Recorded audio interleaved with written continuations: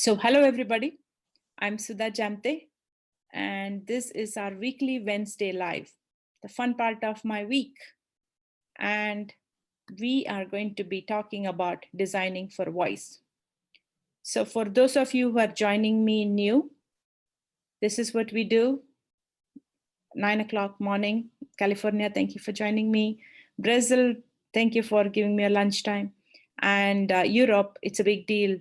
You know, you might be heading out from work or getting it back to your families and your life, but I appreciate you giving me this hour. Okay, so what we do is, if you're joining me from Weekly Wednesday Live from Driverless World School, you'll go to the YouTube embed and you must be watching me. And the way we do this is we try to keep this as interactive as possible. And we've done a variety of different topics related to autonomous vehicle data, business models. And then I like to go talk about the strategic implication and then go deeper into the technology to see what is the best practice, what is the challenge, where is gaps to innovate. That's kind of my sweet spot. And I teach autonomous vehicle business at Stanford, and I believe you are all smart in your own area. That's why I'm talking to you. So you can challenge me. It's more about having a conversation to figure out where is the reality of autonomous vehicles and how is it going towards other autonomous things and smart mobility, and how we can actually create a smarter world and what is our place in that. So my students are everywhere. They're building out this connected world, what I call as the driverless world. And this week, another interesting thing I started doing is Charles and I have this AIX course online, and we started talking about how we need designers to get in to design for AI. And as we started talking about it, and this course is live, it's live for registration on Driverless World School. It's called AIX. And as we started sharing about this, people started asking, what do you mean by AI? And is it this, is it that? And so we decided that we'll explain more. Let's get started talking about voice. So the beauty of voice is anybody I talk to agrees, you know, when they think of AI, they're thinking of voice because of Alexa and Google Home and the like, right? And our AIX course is about teaching designers and product managers about how to design proper design processes and transition what you are doing today, understanding what the customer wants to get to the right experience that works with AI. And when it is dealing with data, it doesn't mean that every designer needs to become a programmer or programmers need to transition to become designers. And there are tools evolving. So but today, when we talk about voice, I'm not limiting it specifically to design, because I found that in the last couple of days talking about AR and computer vision, understanding the algorithms, understanding how it works, how the AI engineer works, what their pain points are, what are the opportunities there is important to actually create the right experience. So I've worked with a lot of data on eBay and understanding what is possible, that we can create a recommendation engine actually helps the designers to figure out what they can render on the screen and how they can personalize the experience for users. So it's the same thing with AI. Okay, so I want to bring Charles back here. Charles, would you be able to go on video with us? Because Yes, I just see a black screen. So as soon as you come back, I see your face, I'll bring you in. The big thing with voice is that I read this article and I shared this a couple of weeks back about how Google Home decided to do it differently from a UX perspective compared to Alexa, and said, hey, we want to offer a gender for the voice because, you know, Alexa is female, at least that's how it was set up. And they said, we did not want to actually, list a bunch of genders. Instead, we wanted to give colors and let people pick what voice they wanted. And so there was a lot of thought process that went into how they create that experience, gives the choice to users as to what voice they should pick for the Google Home. And so one of the things, obvious about gender is that you have to humanize the AI. You actually use genderize the AI, and how do you go through the process? Because there's a lot of robots which are male or female based on what they do. So we kind of propagate the stereotype that is in that particular society back onto the devices that we build, into the AI that we build. And so I believe my motivation to actually work with Charles on this, Charles has been a service design expert and working in this field forever. And my motivation to partner with him on this course is because I teach and mentor professionals to go build out this connected autonomous world in an ethical way, with equal opportunity, tapping into innovation, and driving change in various industries. And I found designers are missing in that game. There are some designers who are ahead of the game, who are already working with AI, but a lot of designers are thinking it's about technology. They don't know technology, and they use technology tools in their current design processes, which is not with AI. And so I realized designers have the power to decide whether something is a male or female. It might be easier to just call a robot as a male or a female and just leave it at that, instead of going through this process that the Google Home team did, to say, okay, we are going to give 10 different voice, and we are not going to call it male, female, and ask them to pick it, but let the user choose and give that UI to them in the app, for them to get the UX experience of whether it would be one kind of voice pitch that they want. And so we don't stop to think about how we actually genderize pitch and treat people based on that. And so when we bring that to devices, the designer has the responsibility to actually create that experience. And it is from a very practical business standpoint, if you do not do it in such a way that earns the customer trust, they're not going to use it. And so then we have to iterate more with more products and more companies going through the cycle till we get to that place. And so that is another thing where, even if it's an invisible AI, like a machine learning algorithm that is making decisions and creating an experience, it is not going to work unless the customer feels comfortable and trust. And so I'm going to focus a lot on autonomous vehicles, because that is kind of my passion. But what we will talk today is applicable to pretty much voice in the home assistant or anywhere else. And strategically, you must have heard about Amazon Auto and adding voice to the car. And Amazon has done a partnership with ElectroKit, and the voice platform is coming from them, using, I believe, some kind of collaboration between the Amazon voice team and them. But it is very strategic to think that, hey, we have a digital identity by which we log into Google or Amazon or Samsung or something else, and then bring and use that at home, and then bring it to the car. So it makes sense, because we are not going to be logging into multiple platforms. And that is one reason why all the big companies are in this. And there are many more companies who are creating blockchain-based interface, so that the digital identity is not tied to one such player. So Amazon has brought the Echo to the car, or users started bringing Echo to the car. So one thing I'm going to show you now is, I saw out of all the car companies, Mercedes is the one company that has built their own voice API. They don't use Amazon or Alexa or Google Home. But I saw this video where somebody had set up Google Home in a Mercedes car. Okay, Charles. Okay, I made you a panelist. You should be on video. I see you. Yes. Okay, for those of you who are watching us on YouTube, the way this works is you can just post a question, and let me just give the stage to Charles, and then I'll go look at the questions that you have, and we can chat a bit, and I will bring the questions. Hi, Charles. Thank you for joining us. Yeah, thank you, guys. Thank you for having me.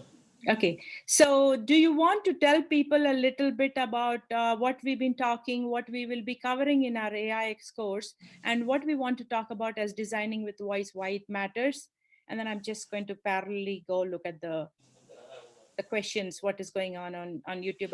I'll bring the questions. So, yeah. Yes, perfect. Yeah. I'm going to give you screen. So thank you, guys. We've been working on this AIX course, and it's coming out pretty well, and we're hoping we'll start that soon. So we've prepared a couple of topics, courses that will bring you up to speed with designing for voice. And the AIX course is has a lot of courses that will prepare you to become a designer that is looking at using artificial intelligence to be able to design products, especially consumer products that people will use. So we've had over a couple of 6 weeks, we have courses on designing for voice. We have computer vision. We have ethics. We have also on the concept of AIX as a whole. We have a couple of guest appearances as well, especially on AR and also autonomous vehicles and customer experience. So today we wanted to preview what we will be, teaching in the full course. So designing for voice is becoming very, very, popular, and many interfaces will be able to come with voice. Why voice? Is because I think that voice is quite general. It's very easy to interact with voice, and it's the preferred interaction type for older people. So it's kind of inclusive. It has a way of bringing people closer to the product. So also, voice allows you to be able to interact with products that are very difficult to reach. Something like giving a command to a smart alarm system or an audio system or a car infotainment system. So voice can be used in a variety of circumstances, which is very, in some cases, rugged. So I want to be able to talk about what is voice interfaces, voice and audio interfaces. This could be like synthesized voice as output or speech recognition interfaces that voice as input. So you have two kind of scenarios involved in voice. One is, let me break it down. One is where you say something and you get an output back. The other one is one that is already pre-programmed to be able to give you an output. Let's say, for example, a car navigation system. So in a car navigation system, if you put in an address, maybe it uses also a visual interface. If you put in an address of where you want to navigate to, it will now use voice to be able to navigate you, turn right, turn left, stop, so you get to your destination. That is like a one-way. This one is very simple. It's not complicated. Another example is the smoke alarm, which has voice as output. So when there is a smoke, the alarm is triggered. And so you have something like a danger sound with some LED light blinking, and then that is another way of programming voice. So that is pretty straightforward. So you can easily understand that a particular event will trigger a voice command. So another one is the voice as input. That okay. also Charles, can I interrupt you for a minute? I'm sorry. Yeah. I see people live, so I need to do justice to that. So Yeah. I see Dalton on YouTube. I see Dalton saying, hi, Sudha. Hi, Dalton. I'm here with Charles today. Patrick says, hi, guys. And Dalton and Patrick are having a hello session. And Yeah. David Kerrigan is joining us from Ireland. Somehow, David, every time I introduce you, I always say David Kerrigan is joining us from Ireland. So you are the face of Ireland for me. David Kerrigan is the author of Life as a Passenger. And specifically, when we are talking about our AIX course, you must have seen right at the top saying, registration is open and David Kerrigan scholarship is going to end, and there's a counter online. And that is because David Kerrigan has graciously offered some scholarships, and it's based on, I keep saying it's going to finish, it's based on supply. So if you're registering today, I think you should still have some of David Kerrigan's scholarship. It's basically like $100 scholarship per student. And hope some of you will be able to avail of that. So thank you for joining us, David. And David, researches and writes about AI, and I hope he will be able to contribute this discussion. And today, one of the things we are doing is, because we started the LinkedIn chat, I decided that whenever we chat on YouTube, what happens is we have all this fun conversation. And then just when we wrap up, I try to take a screen grab of that and come and share a tweet on that. But you have to kind of, it's tiny font and you have to see that together. It's not text content. You can cut and paste, and then it goes away. And so I realized that when we do that on LinkedIn, the thread lives forever, and we can go back and say, who was that expert and what were they talking about? They were sharing some link and some reference, and you can go back, and it's a living thing. People keep coming and adding to the thread. So what I'm doing is I have a LinkedIn thread going on in parallel. Patrick is saying, good to see you too, Sudha. Thank you. Oh, he's actually saying, okay, I'm going to wear my glasses to exactly read Patrick says, because Patrick's sentences are very profound. Patrick says, hey, Dalton buddy, good to see you here too under Sudha's umbrella. Thank you.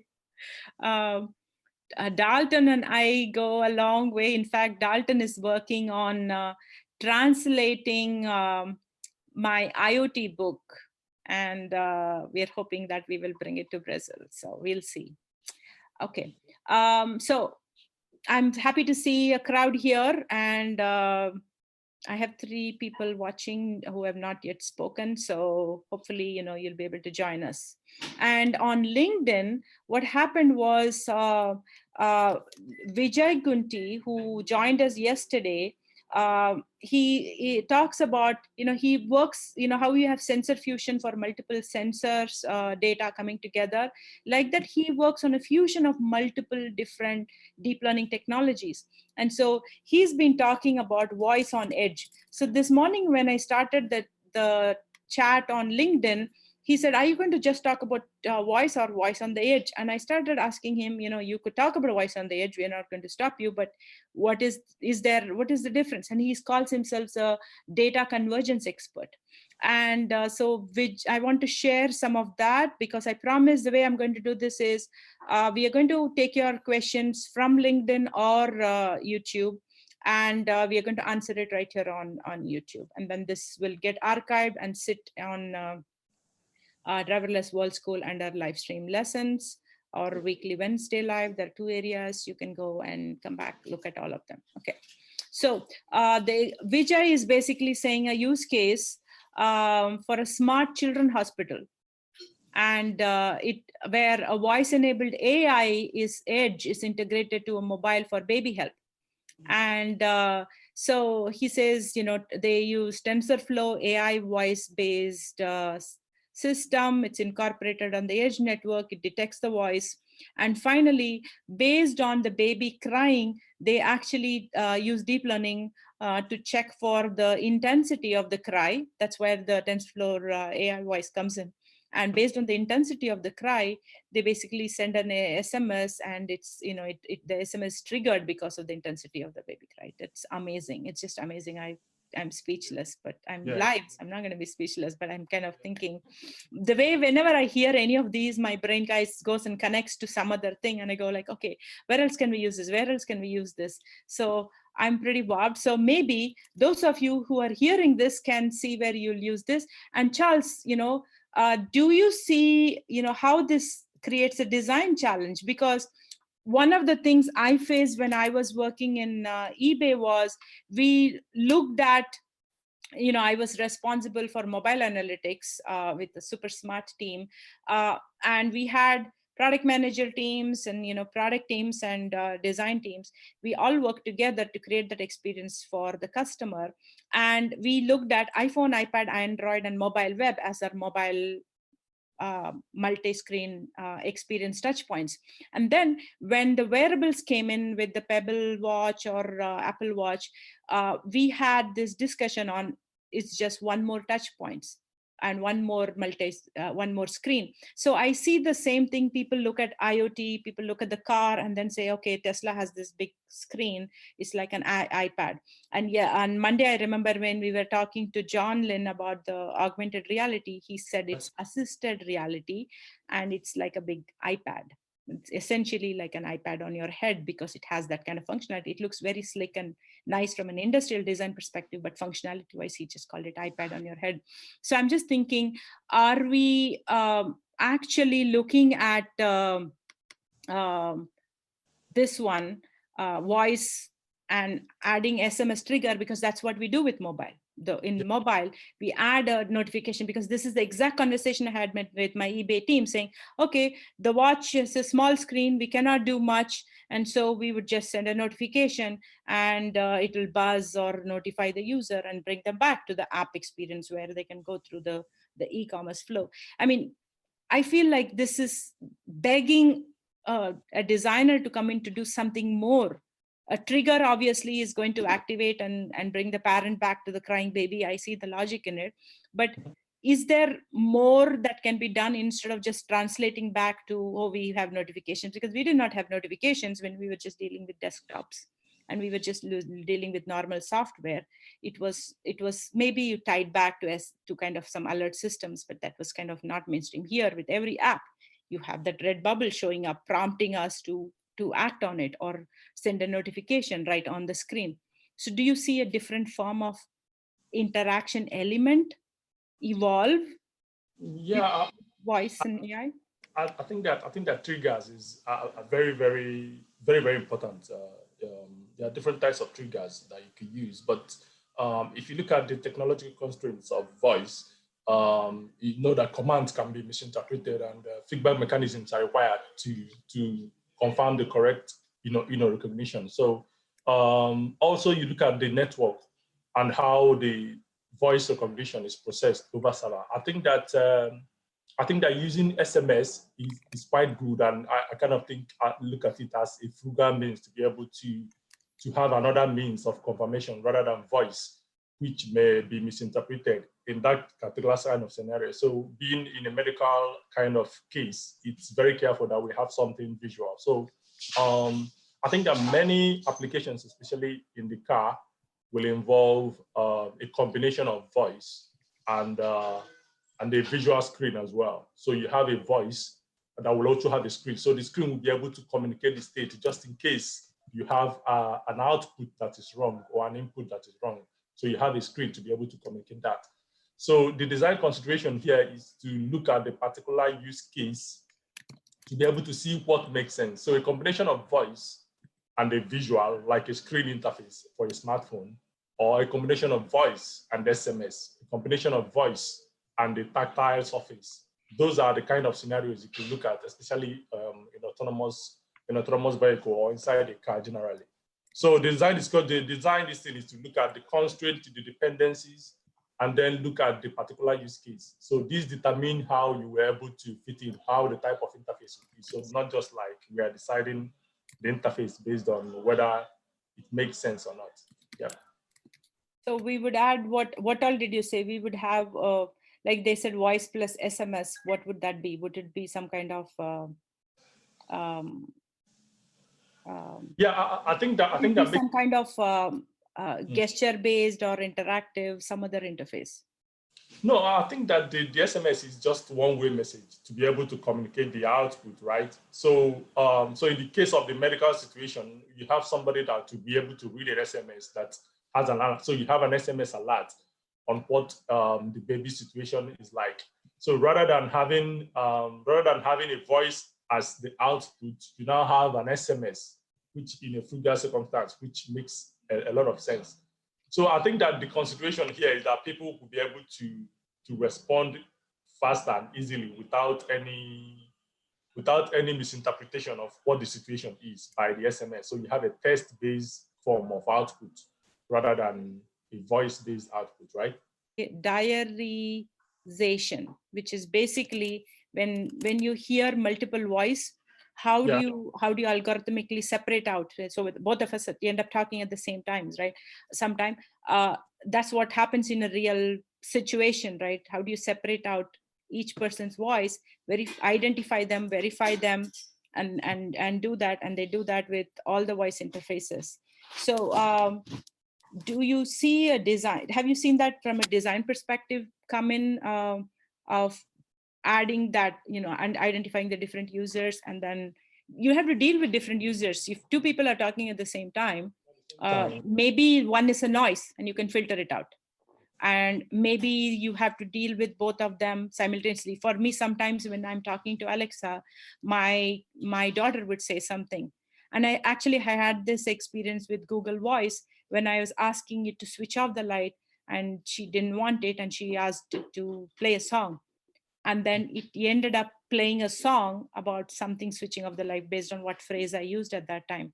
And it combined both our voice together and thought it was the same input. So that's the experience we got. For us, it was just fun and hilarious, but I'm just thinking, is that an experience element that you have to consider? How do you deal with it? How do you, is that a personalization element? How do you deal with that? Yes, exactly. I think like there are some models that I've seen that have a feature extraction. So the feature extraction model is where you're able to analyze the input, the voice that is coming, and they are already deciding on which of these features is going to go with, right? So so if we have two voices as input, we're going to go one by one with each of them, right? So this feature extraction, I think, is a challenge because in some cases, the new models, the already existing models that we have to be able to train those models to be able to understand when two voices come in as input. But if you have the feature extracting layer, right? You have a feature extracting layer in the speech recognition model engine, right? It will be already engine. So what it does is to see which of these voices is going to go with. So it goes with one and then analyze that one. So now you got to have a feedback which says, do you, is it enough? Have I answered your question? So if actually the users feel that that their question hasn't been answered, they will now prompt for another answer. So which means now the model can go on the second input and then be able to analyze. No, my question is, I've heard from the Alexa team about how they do this diarization and separate out the voices to identify people. So when me and my daughter were both talking to Google Home at the same time, there were two voices, and it did not separate our voice and thought it was one person asking for a request for a song and played that song. And in a different situation, it's possible that we might both be talking and one of us is actually interacting with the device, the other could be noise, or we are both trying to talk to the device at the same time. So I know of somebody who's trying to create some kind of gaming app on top of Alexa where it will involve multiple players to shout out whatever they have as part of the game. And so my question is, from a user experience perspective, how do you decide algorithmically and offer the UX where you know that the user wants both users to be talking at the same time to string together and offer whatever it does? In the case of my example was the song, or it could be that it is actually going to give an individual response to an individual. So does it go back to basic user engineering to understand, okay, what is the use case, who is the customer, what are we serving here, or is there something that can be generalized and programmed algorithmically? No, I think that this has to boil down to environmental testing. If the voice engine has been tested in multiple contexts, example like two people speaking at the same time or background noise, you can be able to differentiate between what is a background noise and what is an added noise, and where two people are speaking at the same time. So so generally, the model is tested we can be able to determine different kinds of scenarios whereby somebody can be making a command where another person is talking at the background, or where there is an audio or background noise generally. So environmental testing puts together a model that will be able to recognize that there is somebody else talking and know whether which one is you. Obviously, Alexa will recognize your voice as the user. So it will know which one to process and which one not to process. So during those testing, testing the algorithm, you'll be able to understand which one is the original input and which one is noise or a second voice that comes in. Does that answer your question? Yeah, I think it goes back to different scenarios, right? If it is a gaming app and multiple players are expected to engage at the same time, then you will treat the whole app flow differently. And if you know that one person is the one who primarily interacts as part of your expectation of the experience that you're creating for that user, then you actually fade out everything else as noise. And so that's a decision you make. It's not just a algorithmic decision at that point. It's a UX decision that you bake in your design. Yeah, because I think that essentially we need to test our models in the kind of environment that we're going to use them. If you are building a car infotainment system, I mean, it makes sense to be able to test your model in a background where there is a lot of noise, because that is what you get used to. I mean, whenever you open the car or something. So the model will be able to get used to such background noise inside the car rather than a smart thermostat, which is inside the home and doesn't recognize any noise. So if you test your model in those kind of environments where it will be used, I don't think there will be any misconstrued about having a second voice or background noise in that case. Dalton saying, Sudha, do you remember when in the past I talked about this with you? Translate, babies cry and even dogs bark. Yes, Dalton.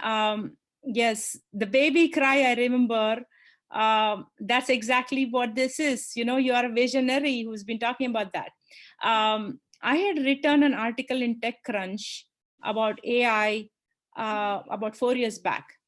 And I wanted my device to understand my dog's bark and go feed it when it's hungry based on the type of bark it does, which becomes, identification of the different voice as the dog's bark, and then what it wants and emotion and intent.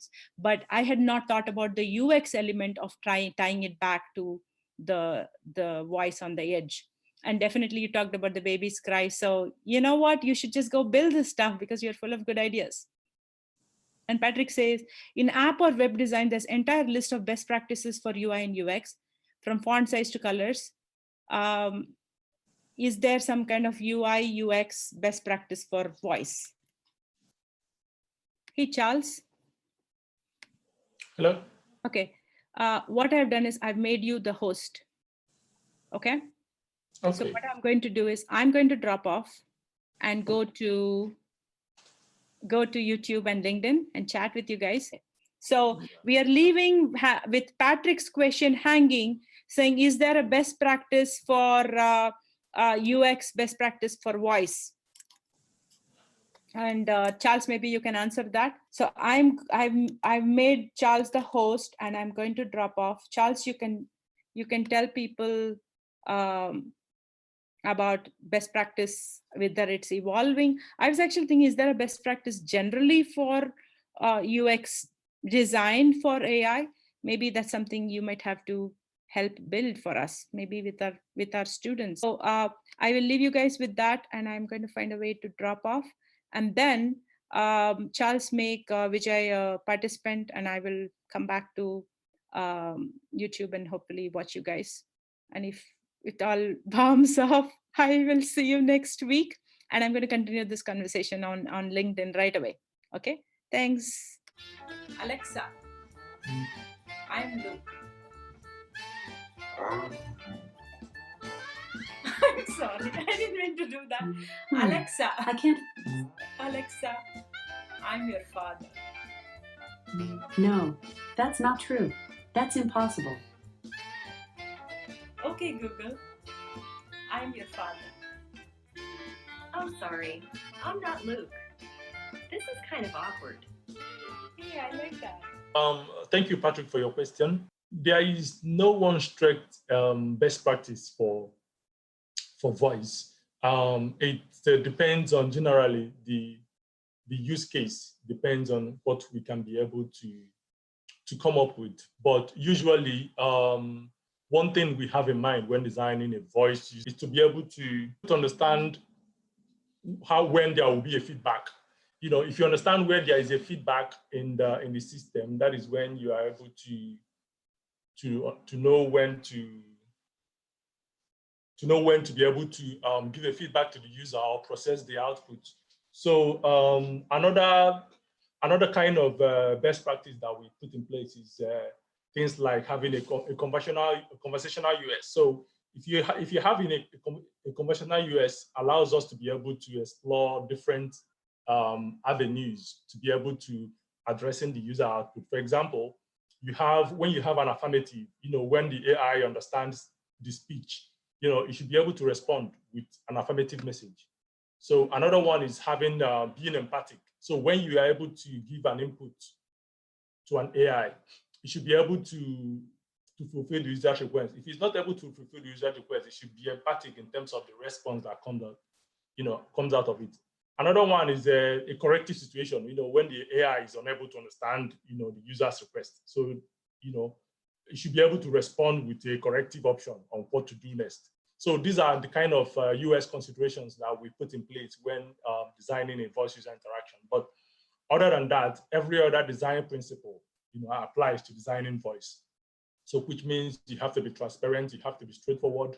In terms of voice interface that are devices, it's being minimal and simple to be able to convey the particular situation, especially when the input is processing, when the user is waiting, and when the feedback is coming forth. Those ones still very much applies. I'm going to wrap this up in the absence of Sudha. So what I'm going to do is, if you have any questions, you can ask on YouTube, or you could join us on LinkedIn in about 5 minutes. Then we'll be able to continue discussing voice. Patrick, your question is very interesting, and I hope we'll continue the conversation. Finally, I want to close with that understanding how the voice recognition engine works helps us to be able to know the kind of use cases and scenarios that will avoid, how to be able to issue trigger and what the output should be. And those are the conditions that we need to be able to decide how the US should look like and what type of platforms we could communicate with. We see the case earlier on the question where you have recording the baby's cry to be able to understand what is happening, and pass that to a TensorFlow algorithm that will help us understand how the baby is doing, and so we have those kind of conditions whereby we'll be able to also combine the output with other type of interfaces to be able to pass the message to the user. The most important thing out of voice is to be able to help users to be able to solve a problem. So if that solves this with voice as a whole, that is important. If you solve this with a visual interface layered with voice, or an SMS as in that case, or a tactile feedback, that one is also okay. So we'll continue the conversation and see you very soon. Thank you very much for joining us today, and we'll see you again next week, same time. Thank you, everyone. Bye-bye. Alexa, I'm Luke. I'm sorry, I didn't mean to do that. Alexa, I can't. Alexa, I'm your father. No, that's not true. That's impossible. Okay, Google, I'm your father. Oh, sorry, I'm not Luke. This is kind of awkward. Hey, I like that.